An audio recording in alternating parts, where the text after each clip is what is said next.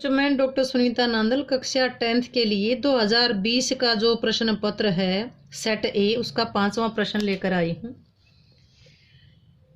एक एक नंबर के 5 क्वेश्चन होंगे। पुरइनपात का क्या अर्थ है? पुरइनपात का मतलब है कमल का पत्ता। शूरवीर अपनी वीरता का परिचय किस प्रकार देते हैं? युद्ध क्षेत्र में युद्ध करके देते हैं। डींग आंख करना, युद्ध क्षेत्र में युद्ध करके देते हैं। बसंत रूपी बालक को किसका पुत्र बताया है? कामदेव का। किसका बताया है? कामदेव का। आत्मकथ्य कविता में कवि ने मधुप यानी कि भंवरा किसको कहा है? मन को। मन रूपी भंवरे को क्या कहा? मधुप किसे कहा है? मन रूपी भंवरे को मधुप कहा है। ये कट चुका है। किसकी आभा अट नहीं रही है? फागुन की आभा। फागुन की आभा अट नहीं रही है। छठा प्रश्न देखते हैं कि उद्धव गोपियों को क्या संदेश देने के लिए गया है? उद्धव गोपियों को क्या संदेश देने के लिए गया था? योग साधना का। लक्ष्मण परशुराम संवाद कविता जो रामचरितमानस के कांड से ली गई है, कौन सा कांड है? वो बाल कांड, यानी कि इसमें राम और लक्ष्मण के बचपन का जिक्र था, तो बाल कांड। सीवन को उधेड़ कर देखोगे क्यों मेरी कंथा की? कंथा का क्या अर्थ है? कंथा का अर्थ है गुदड़ी। कंथा का अर्थ है गुदड़ी। ये क्वेश्चन भी सिलेबस से कट चुका है और ये आत्मकथ्य वाला भी कट चुका है। आइए अब देखते हैं सेट बी का प्रश्न नंबर 5 और 6। तुलसीदास के उपास्य देव कौन? उपास्य जिसकी पूजा कर। तुलसीदास किसकी पूजा करते थे? श्री राम की। गोपियों ने व्याधि का मतलब बीमारी किसको कहा है? योग साधना को, योग भक्ति को क्या कहा है? एक व्याधि बीमारी कहा है। आत्मकथ्य कविता के कवि यानी रचयिता कौन है? जयशंकर प्रसाद। ये प्रश्न कट चुका है। बादल से कवि ने किसे घेर लेने का आह्वान किया है? सारे आकाश को। ये बादल राग में से है, यानी कि उत्साह कविता से है। सारे आकाश को घेर लेने का आह्वान किया है। छाया मत छूना कविता में छाया का मतलब क्या है? छाया का मतलब है मीठी मीठी यादें, मधुर स्मृतियां। ये प्रश्न कट चुका है। प्रश्न नंबर 6 देखते हैं कि उद्धव को बड़भागी कहने में कौन सा भाव निहित है? उद्धव को बड़भागी, पहला सूरदास का पहला ही पद्यांश है। उद्धव तुम होती बड़भागी। बड़भागी का मतलब यहाँ व्यंग किया गया है।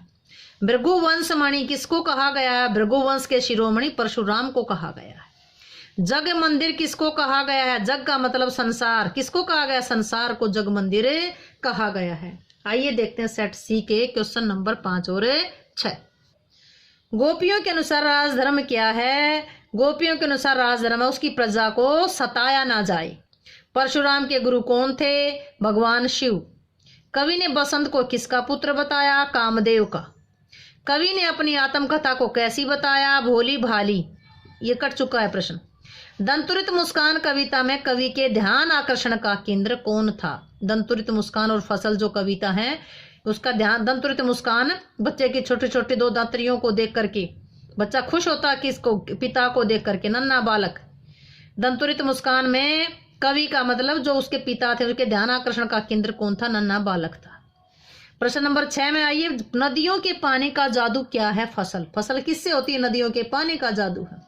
छाया मत छूना कविता में किसका पूजन करने को कहा गया है? यथार्थ का पूजन। यथार्थ का पूजन कर।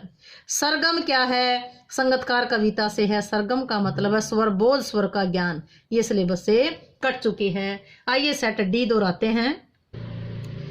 श्री कृष्ण गोपियों का क्या चुरा कर ले गए थे? मन। गोपियों ने के लिए योग का संदेश कौन लेकर आया था? उद्धव। गोपियों को योग का संदेश कैसा लगा था? कड़वी ककड़ी के समान। आत्मकथ्य कविता में कवि किसका सोपन देखकर जाग गया? सुख का सोपन देखकर जाग चुका। ये कट चुका है। परशुराम को क्या देखकर क्रोध आया? शिव जी के धनुष को। कैसा धनुष? टूटा हुआ। किसने तोड़ा था? श्री राम ने तोड़ा था। भागा कौन आया था? परशुराम। क्यों आया था? शिव धनुष के टूटने के आवाज को सुनकर के।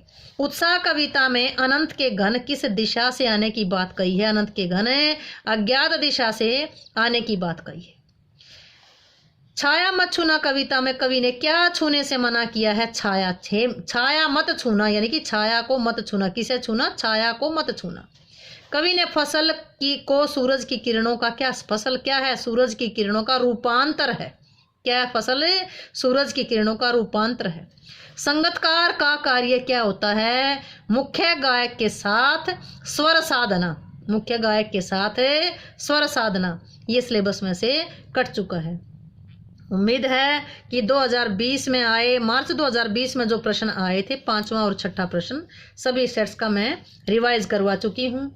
अच्छे से आपको समझ आए होंगे। समझ आए हों तो वीडियो को लाइक करें, शेयर करें, चैनल को सब्सक्राइब करना ना भूलें, कमेंट बॉक्स में कमेंट अवश्य लिखें।